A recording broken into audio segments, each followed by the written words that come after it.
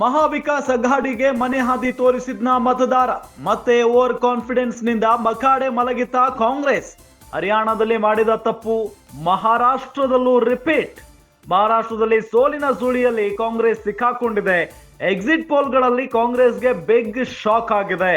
ಬಹುತೇಕ ಎಕ್ಸಿಟ್ ಪೋಲ್ಗಳಲ್ಲಿ ಕಾಂಗ್ರೆಸ್ಗೆ ಸೋಲಿನ ಸೂಚನೆ ಸಿಕ್ಕಿದೆ. ಕಾಂಗ್ರೆಸ್ ನೇತೃತ್ವದ ಮಹಾವಿಕಾಸ್ ಅಘಾಡಿಗೆ ಸೋಲಿನ ಶಾಕ್ ಆಗಿರುವುದು. ಕಾಂಗ್ರೆಸ್ ಪ್ಲಾನ್ಗಳು ಟುಸ್ಸಾಗಿದ್ದಾವೆ. ಉದ್ಧವ್ ಠಾಕ್ರೆ ಪ್ರಯತ್ನವೂ ಕೂಡ ವೇಸ್ಟ್ ಆಗಿದೆ. ಇತ್ತ ಹಿರಿಯ ರಾಜಕಾರಣಿ ಶರದ್ ಪವಾರ್ ರಣನೀತಿಯೂ ಕೂಡ ಫ್ಲಾಪ್ ಆಗಿದೆ. ಎಕ್ಸಿಟ್ ಪೋಲ್ಗಳ ಪ್ರಕಾರ ಕಾಂಗ್ರೆಸ್ ಮೈತ್ರಿ ತಿರಸ್ಕಾರ ಮಾಡಿದ್ದಾರೆ ಮಹಾರಾಷ್ಟ್ರದ ಮಂದಿ. ಈ ಹಿಂದೆ ಹರಿಯಾಣ ಚುನಾವಣೆಯಲ್ಲಿ ಕಾಂಗ್ರೆಸ್ ಪಕ್ಷ ಸೋತಿತ್ತು. ಜಮ್ಮು ಕಾಶ್ಮೀರದಲ್ಲೂ ಹೇಳಿಕೊಳ್ಳುವಂತ ಸ್ಥಾನವನ್ನ ಪಡೆದಿರಲಿಲ್ಲ ಕಾಂಗ್ರೆಸ್. ಲೋಕಸಭೆ ಚುನಾವಣಾ ಫಲಿತಾಂಶದಿಂದ ಉತ್ಸಾಹದಲ್ಲಿ ಕಾಂಗ್ರೆಸ್ ನಾಯಕರಿದ್ರು.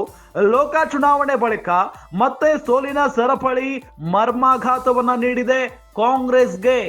ಗಮನಿಸ್ತಾ ಇದ್ದೀವಿ, ಬಹಳಷ್ಟು ಆತ್ಮವಿಶ್ವಾಸದಿಂದ ಇದ್ರು ಈ ಬಾರಿ ಕಾಂಗ್ರೆಸ್ನ ಮೈತ್ರಿಕೂಟ. ಖಂಡಿತವಾಗಿಯೂ ಕೂಡ ನಾವು ಗೆಲ್ತೀವಿ ಅನ್ನೋ ನಿಟ್ಟಿನಲ್ಲಿ.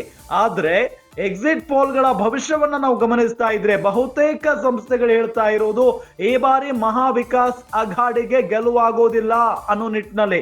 ಮತ್ತೆ ಓವರ್ ಕಾನ್ಫಿಡೆನ್ಸ್ ನಿಂದಲೇ ಮಕಾಡೆ ಮಲಗಬಿಟ್ರ ಕಾಂಗ್ರೆಸ್ನವರು ಅನ್ನೋದೇ ಈಗ ಇರುವಂತ ಪ್ರಶ್ನೆ. ಹರಿಯಾಣದಲ್ಲಿ ಮಾಡಿದಂತ ತಪ್ಪು ಮಹಾರಾಷ್ಟ್ರದಲ್ಲೂ ಕೂಡ ರಿಪೀಟ್ ಆಗಿದೆ ಅನ್ನೋದು ಬಹಳ ಸ್ಪಷ್ಟವಾಗಿ ಗೊತ್ತಾಗ್ತಾ ಇದೆ ಮೇಲ್ನೋಟಕ್ಕೆ. ಮಹಾರಾಷ್ಟ್ರದಲ್ಲಿ ಸೋಲಿನ ಸುಳಿಯಲ್ಲಿ ಕಾಂಗ್ರೆಸ್ ಸಿಕ್ಕಾಕೊಂಡಿದೆ.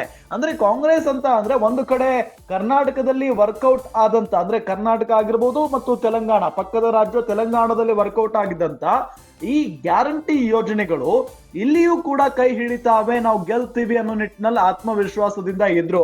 ಆದ್ರೆ ಎಲ್ಲೋ ಒಂದ್ ಕಡೆ ಮೋದಿ ಮ್ಯಾಜಿಕ್ ನಡುವೆ ಈ ಒಂದು ಗ್ಯಾರಂಟಿ ಯೋಜನೆಗಳು ಗಾಳಿಗೆ ತೂರ್ಕೊಂಡು ಹೋಗಿದಾವೆ ಅನ್ನೋದು ಬಹಳ ಸ್ಪಷ್ಟವಾಗಿ ಗೊತ್ತಾಗ್ತಾ ಇದೆ. ಮತ್ತು ಈ ಒಂದು ಮಹಾವಿಕಾಸ್ ಅಘಾಡಿಗೆ ಮನೆ ಹಾದಿ ತೋರಿಸಿದ್ದಾರೆ ಮತದಾರ ಪ್ರಭುಗಳು ಅನ್ನೋದು ಕೂಡ ಇಲ್ಲಿ ಮೇಲ್ನೋಟಕ್ಕೆ ಕಂಡು ಬರ್ತಾ ಇದೆ. ಮತ್ತು ಎಕ್ಸಿಟ್ ಪೋಲ್ ನ ಭವಿಷ್ಯವೂ ಕೂಡ ಅದೇ ಆಗಿದೆ.